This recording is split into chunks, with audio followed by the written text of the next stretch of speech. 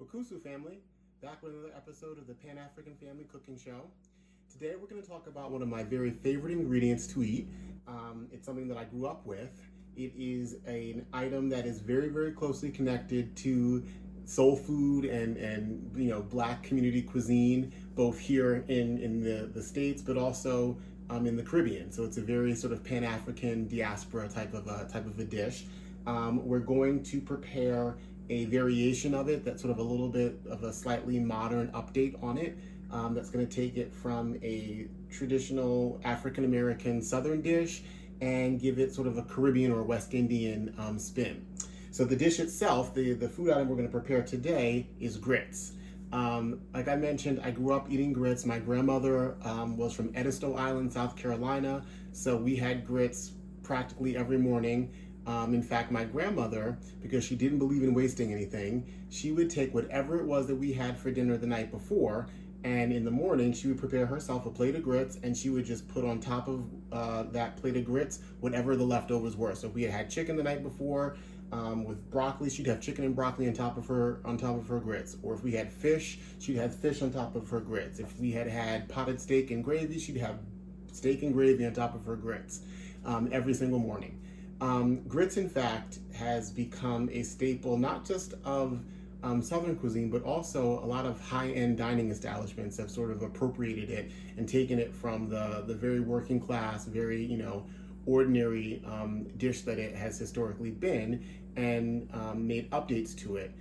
In particular, shrimp and grits, which actually originated in South Carolina just because of its position as a coastal community. The port of Charleston, for example, was a big shipping and fishing location. So the fishermen would be eating, a bowl of plain grits, and then eventually they just started throwing some shrimp in there and playing around with those sorts of flavors. And that's sort of where the origins of the very popular dish, shrimp and grits, which you can find on almost every brunch menu, it seems like these days.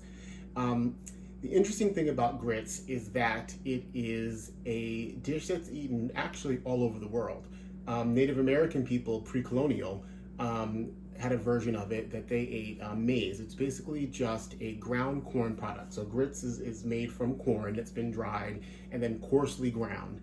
And there's hominy grits, there are polenta grits. In fact, polenta is eaten mostly in Europe. Italian people eat polenta. It comes in sort of a creamier variety that's a little bit closer to the consistency of grits, and then also a more firmer version that you can sort of cut and slice, and it's a little bit more firm, closer to like a cake or a cornbread maybe.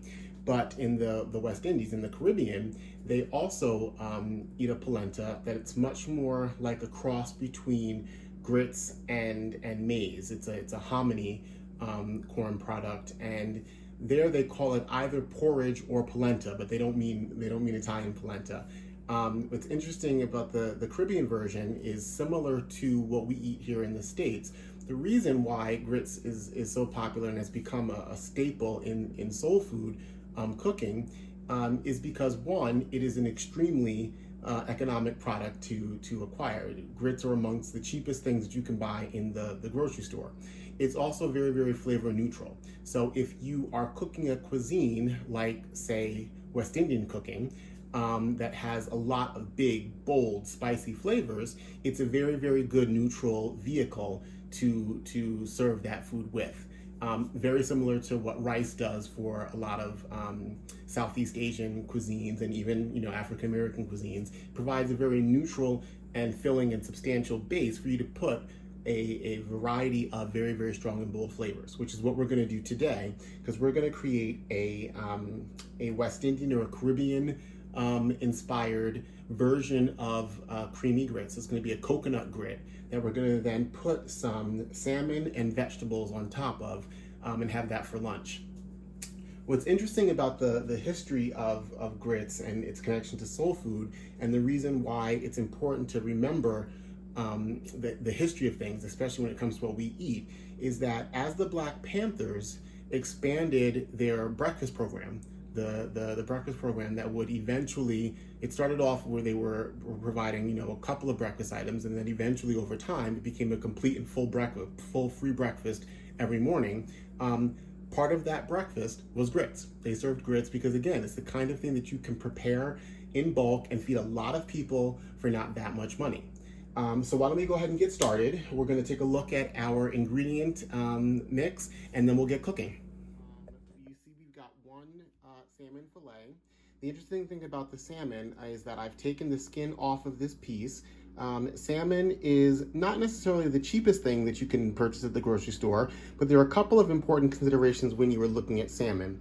You typically have two different choices. You can get a fresh variety, or you can get a frozen variety. Now, in general, you always want to go with a fresh food product over a frozen one, if at all possible. However, there are some exceptions. Salmon is one of those exceptions. If at your grocery store, the only option at the fish counter is a farm-raised salmon, then go over to the freezer section and purchase a frozen fillet of wild-caught salmon.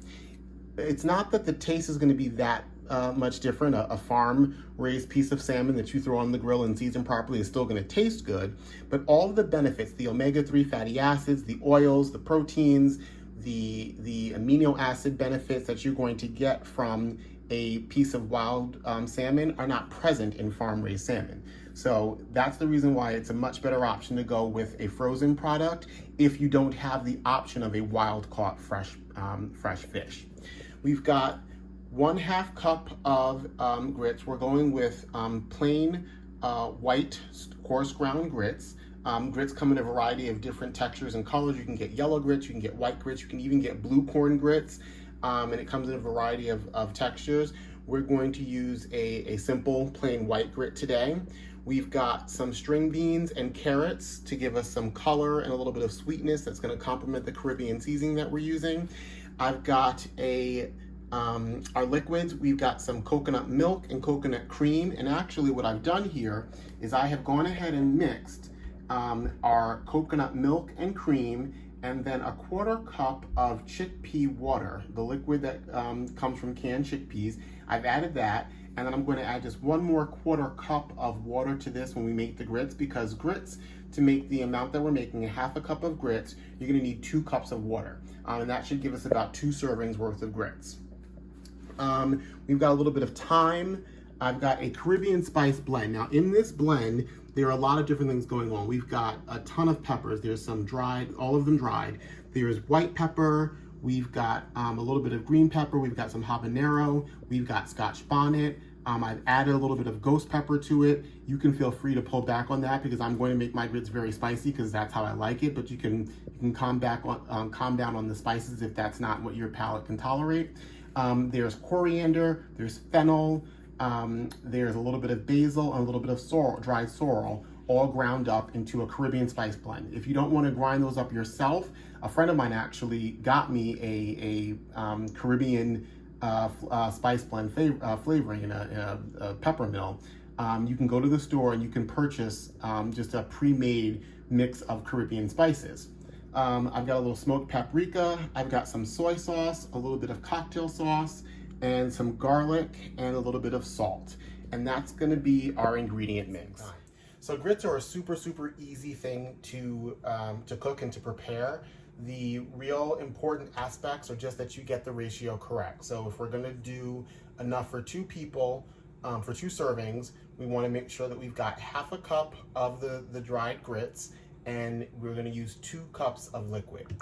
The grits that we're using today are white, and they will take roughly 15 to 20 minutes to cook. At the grocery store, you can also purchase what are called quick grits, and those grits will actually cook up in about 5 minutes. We're going to go with a little bit more traditional variety today.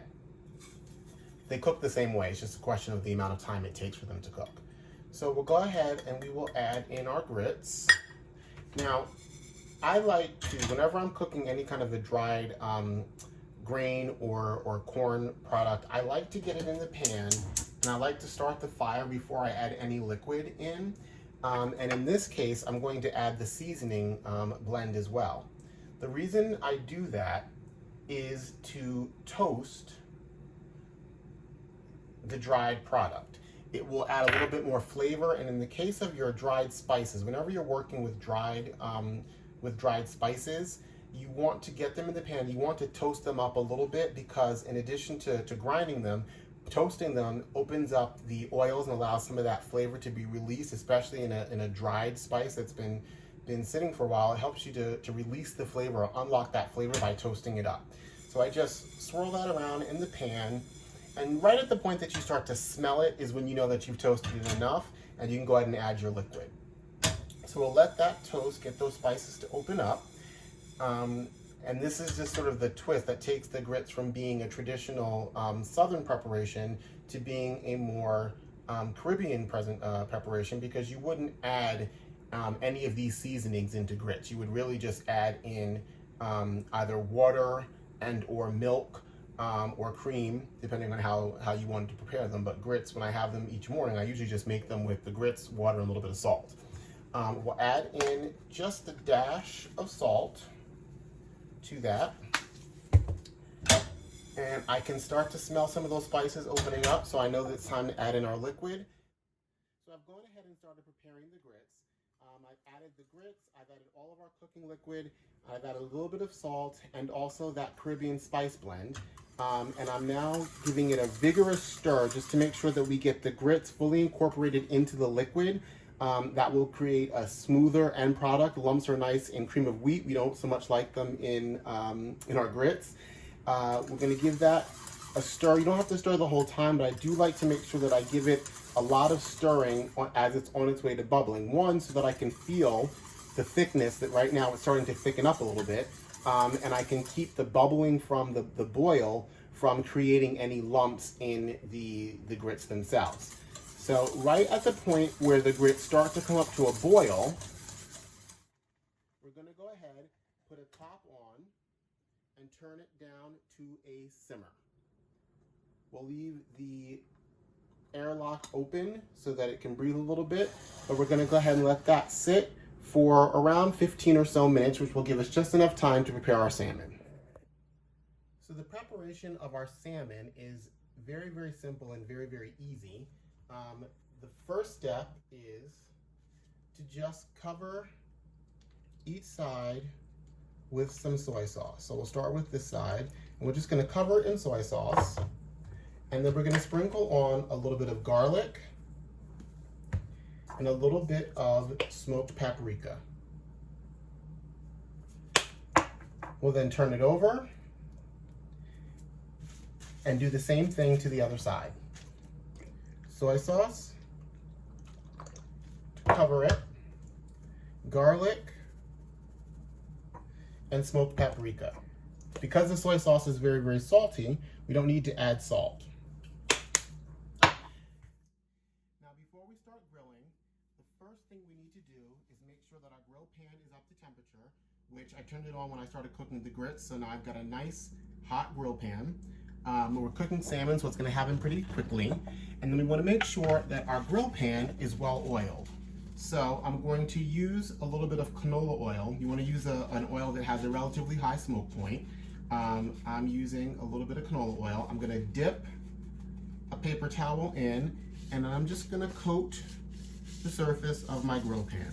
I'm only using the front half, I'm not using the back half of it, so I don't need to coat the whole thing. I actually keep my grill pan on the stove when it's not in use, and I keep it relatively well oiled after I clean it, so I don't have to go crazy, but we'll make sure that it's well oiled so that the salmon gets those nice grill marks but doesn't stick, but also all of the juices that fall into the in-between ridges are easy to clean out when we're finished. The next step is to simply add our fish. And we want to lay it so that the grill marks will make a nice pattern. You hear that sizzle, so we know that we were hot enough. And then I'm just going to pour the excess liquid right onto the salmon just to get that extra flavor in there. The other thing I'm going to do while we're grilling that salmon, let's move that down a little bit, is I'm going to add our vegetables.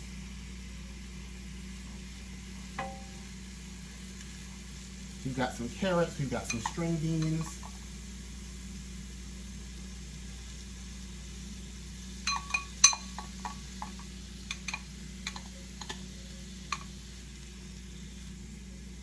we'll just grill those up right along with our salmon. All I'm gonna do to season those is just add a little bit of salt.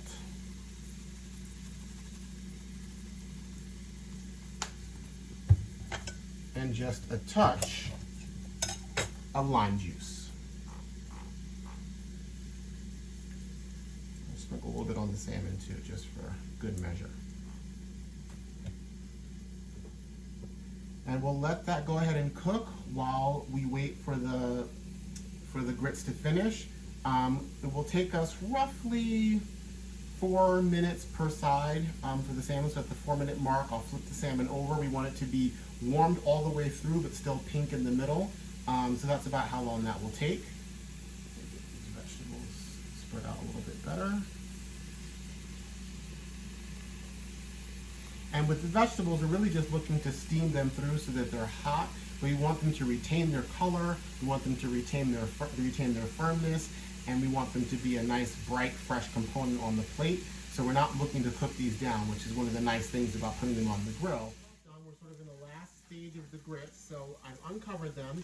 I'm going to give it another good stir to make sure, again, we don't want any lumps. We want a nice creamy end product. So I'm going to give it a nice stir, and then I'm going to take one sprig of thyme. I'm going to take half of it, and I'm going to drop it into the grits. And I'm going to take the other half, and I'm going to add it to the salmon, just so that we get a nice, bright, fresh herb component. And I'm going to go ahead and stir those grits up a little bit more, and we'll be ready to plate. The first step is we'll just spoon out a portion of the grits. You'll see that they're smooth, they're creamy. We'll just put those down in the center of the plate. Create sort of a bed for the rest of the meal, if you will.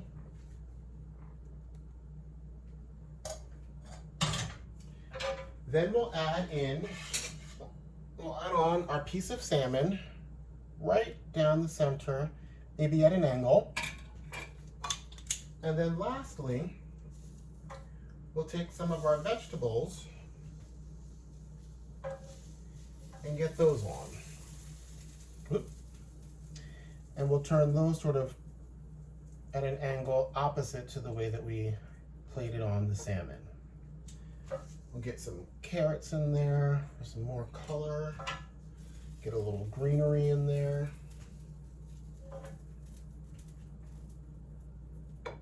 We'll just pile them up as high as we can. You see you've got some good color on those vegetables. And then lastly, we're gonna add just a small dollop of cocktail sauce, just drizzled down the center of the plate. You could add hot sauce if you want. It's not necessary since we've got a lot of peppers going on in the grits preparation. We'll add a little bit of cocktail sauce. That'll brighten things up. That'll give us a nice little tomatoey sweetness to go along with the spices of the grits. We'll finish with a little bit more parsley and thyme, and that is our Caribbean grits and salmon.